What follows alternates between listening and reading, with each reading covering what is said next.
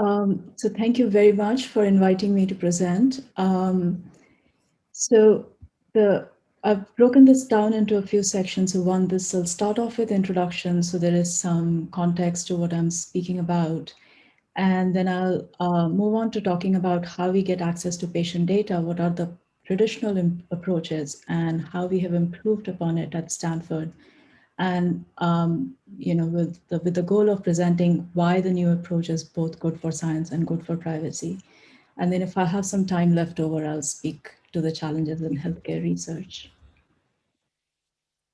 A brief introduction about myself. Um, I started out as a computational physicist many years ago, worked for several years in computational drug design, moved to next generation sequencing, which was my first introduction to Stanford University. And then more recently working in biomedical data related research first with IRT, which is now TDS, the IT division for School of Medicine and Stanford Healthcare. So Stanford has a very thriving health research ecosystem, and it essentially comprises of the three entities here. So one is the university side, the School of Medicine, and then we have our children's hospital and the adult hospital. We are a research hospital, so a lot of our physicians are also research, they do active research.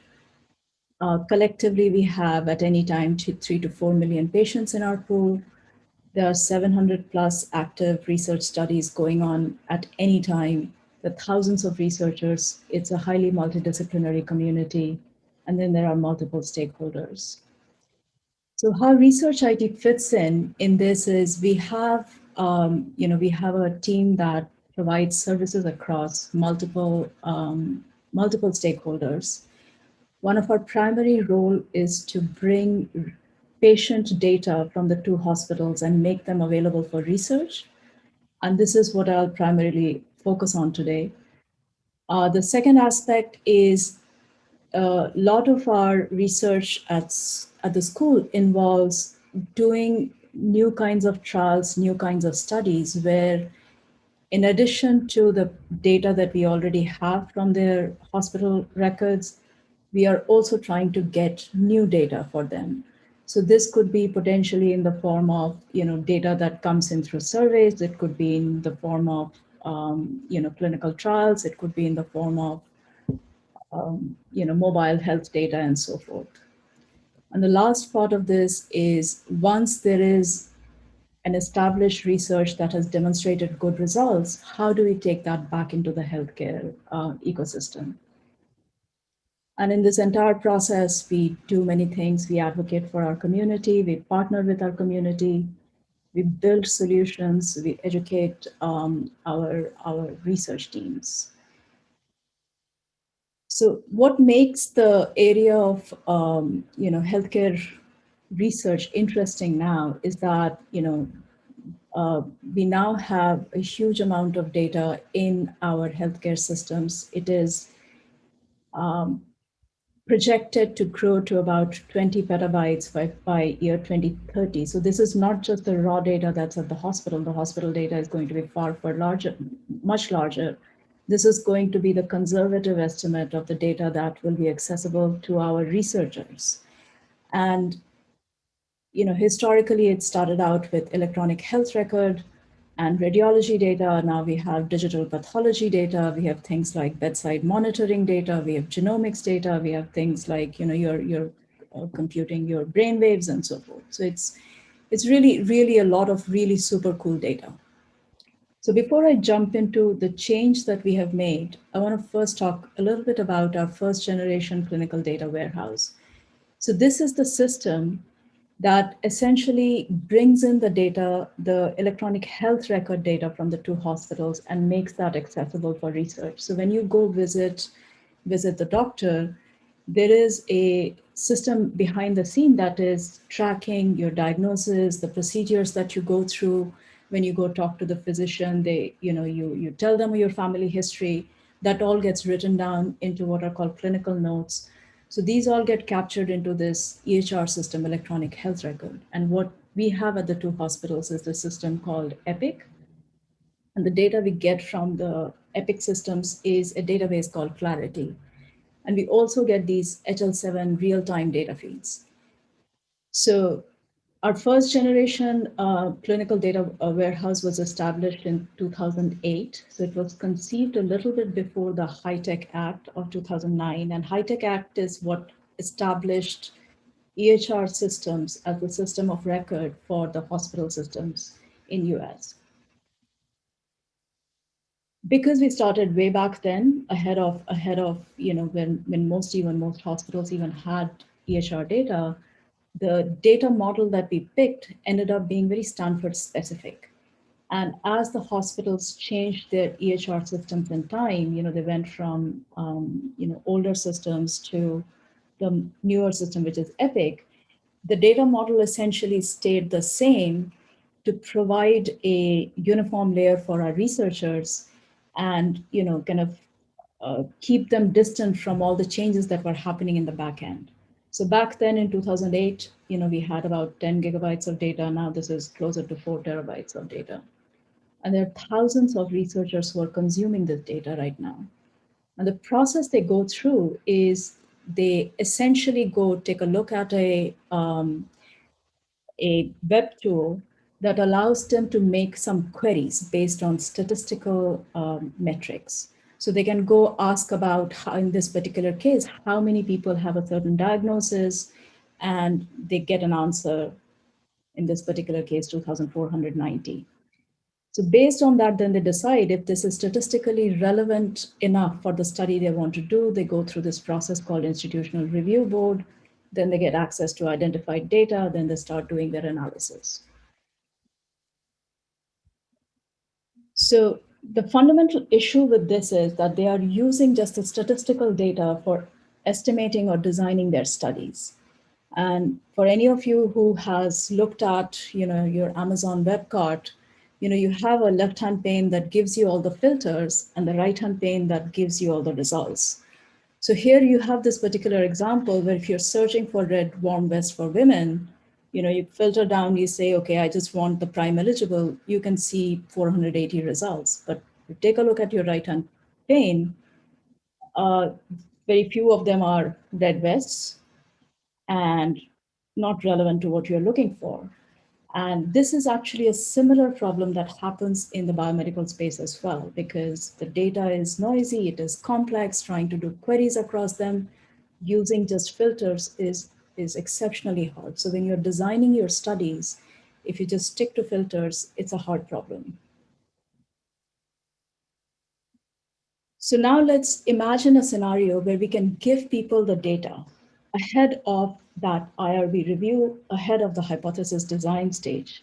So what that looks like is instead of following the bottom row, they're following the top row where they're going to get access to the de-identified patient data.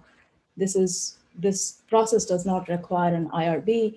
They develop their hypothesis using the de-identified data. The outcome is better science. And in many cases, you actually, particularly AI-driven cases, you do not require the institutional review board process. And in the end, you end up with better privacy because you're just working with de-identified data. So that's great. We can give people de-identified data. However, one of the biggest challenges we find is that 80% of the knowledge in our EHR system, in our healthcare system, is locked in those clinical notes. So this is, these are the pre-formed notes your doctor is writing when you're talking to your doctor.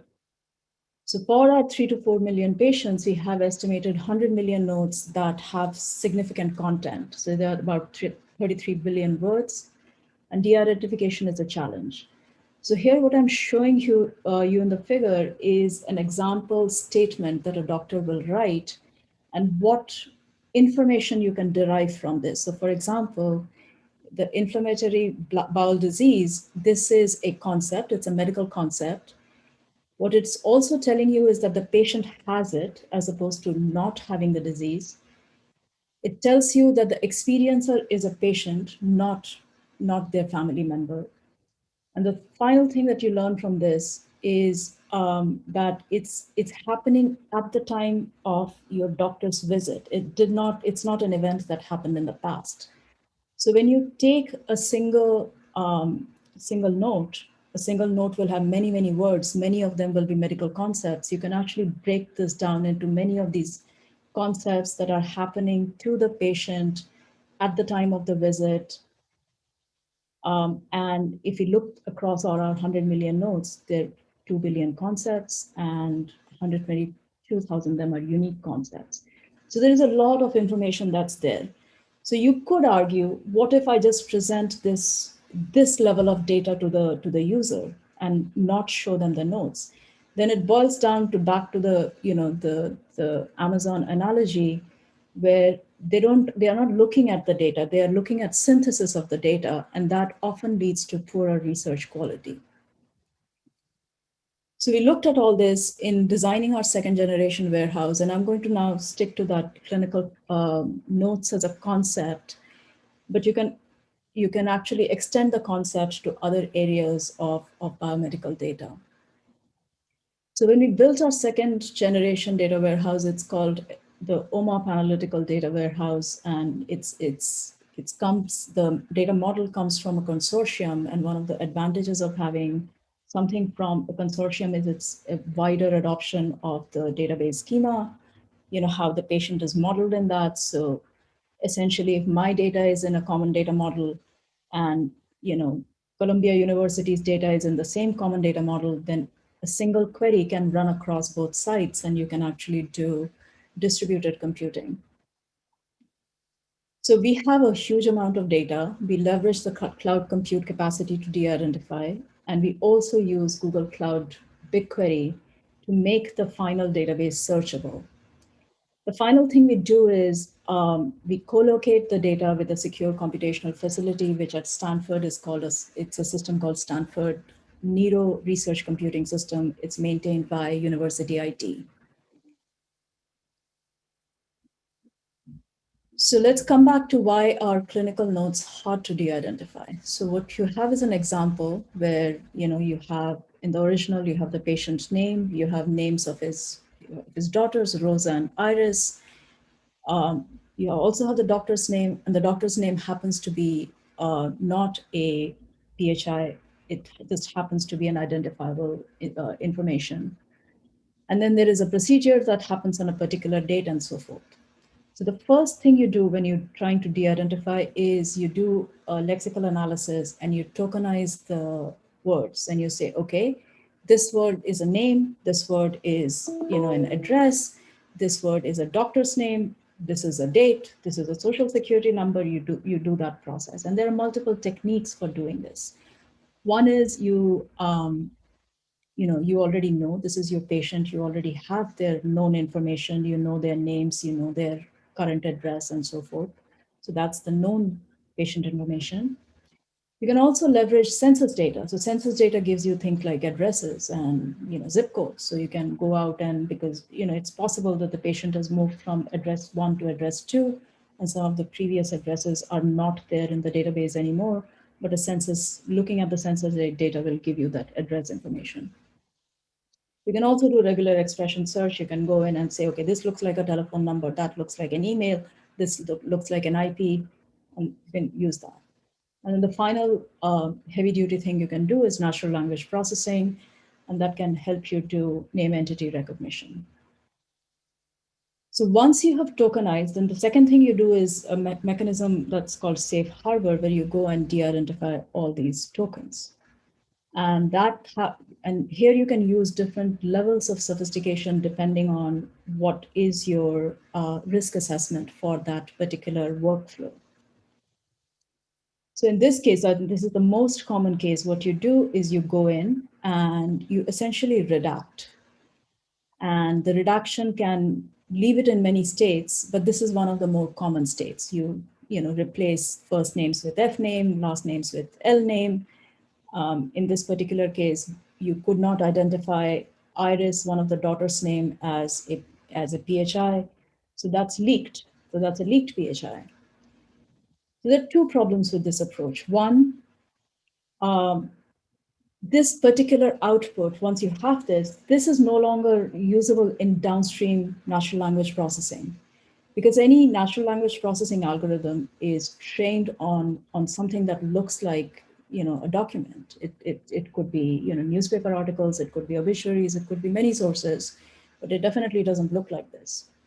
So this particular output is really bad for your NLP research downstream, where you're trying to mine the data that exists in the notes.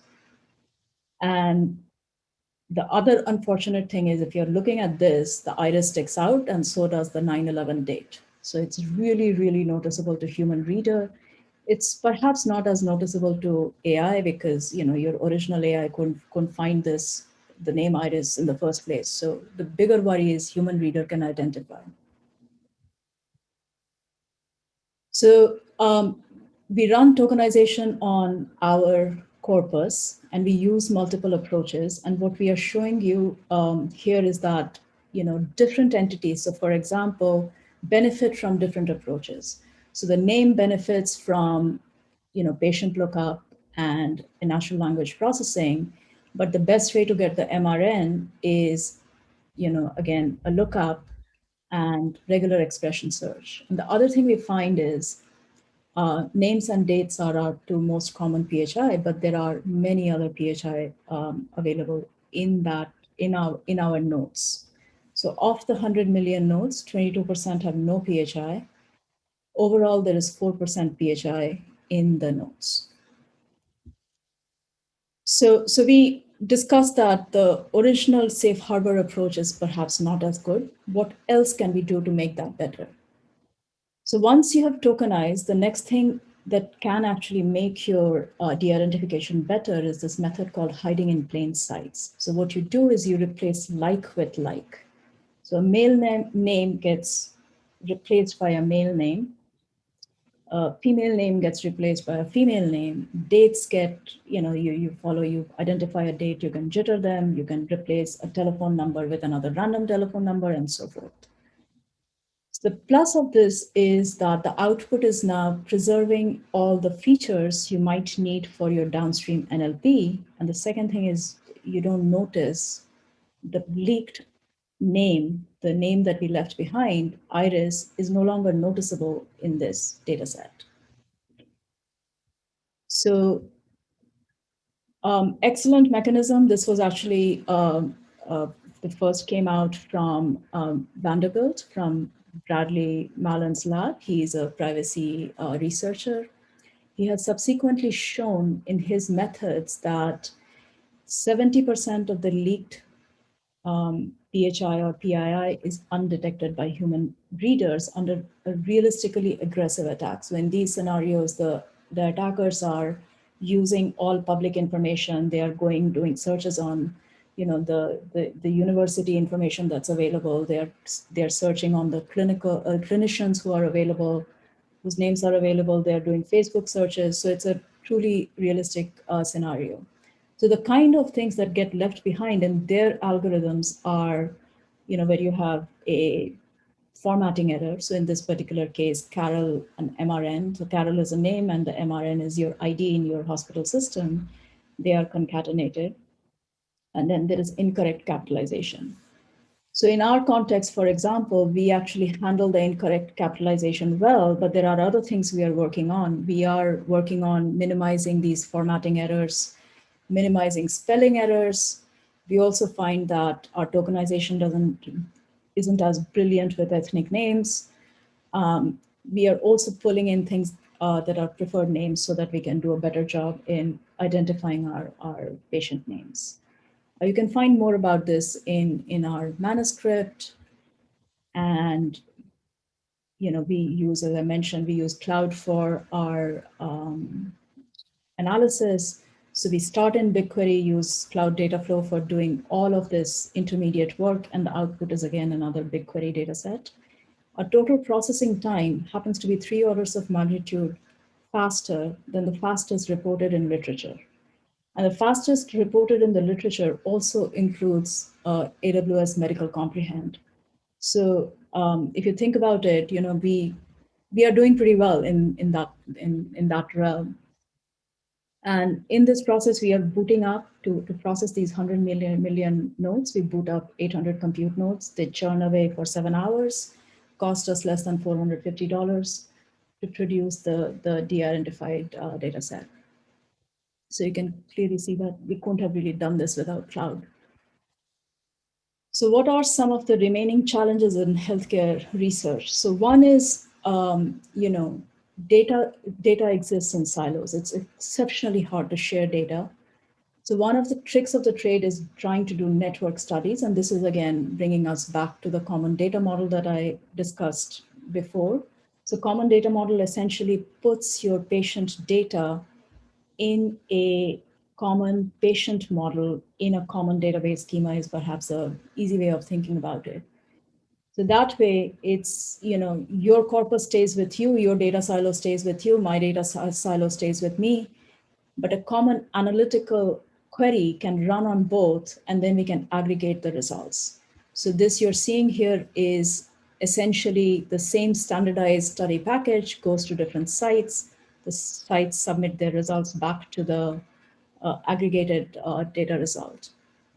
And Stanford's OMOP recently participated in a COVID study. This was published in Nature Communications pretty recently. I think it was last week. One of the things we find that even though, yes, the common data model is making it feasible to do these kind of distributed studies, designing these studies is still hard, because even though you have done all the standardization, just because based on the kind of hospital you are, the kind of patients who come to you, the kind of area you are in, and if, particularly if you're in different countries, the standard of care, all of these things can make the data that exists in your database fairly unique. So what this is telling you, this graph that is showing you, is the uniqueness. So the first one, that is the really tall column here, that shows the number of concepts that are unique to one database. So what it requires is that when you're designing a query across your network study, this becomes not only exercise in having really high quality data, it also becomes an exercise in designing your queries right. So the second thing I mentioned briefly before is that data sharing is rare, and you can understand that because none of this is truly de-identified, you can re-identify these patients relatively simply. There are not that many public databases around, so Mimic is one of those. And this came out of MIT Lab, and it's a huge, huge resource for our community. Since 2004, there have been 270 publications just using this data set alone. And Stanford's doing a similar thing in radiology, where we are pushing out these data sets to the broader community. And the vision is of ImageNet. So ImageNet has billions of images, perhaps millions or tens of millions of images that are nouns, that are specific to nouns, that you can use to train your models on. And this is the vision we have for our imaging data. And every single image is human reviewed prior to release. And the final point I want to make is privacy preserving queries is actually a very hard subject. So those of you who know Cynthia Dort's work, she's been working in differential privacy for a very long time. So she has this example where off the database, the data analyst is asking two simple questions. So the database essentially contains Nobel laureates and their flossing frequency. So how many living physics Nobel laureates floss regularly, and how many male living physics Nobel laureates floss regularly? Each individual question seems like it's privacy preserving. There could be nothing could go wrong. However, just based on these two questions, you can answer the specific question that does a particular Nobel laureate floss regularly. So if you want to hear more, I highly recommend you check out Cynthia Dork's talk at the Women in Data Science. She presented here at Stanford in 2019.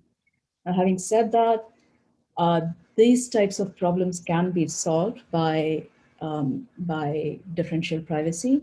And there is a huge amount of work that has gone in from Microsoft Research in differential privacy. And now they're in the process of creating a platform that can be more broadly used by the community. So I'm personally very hopeful of that. So I'm going to end there.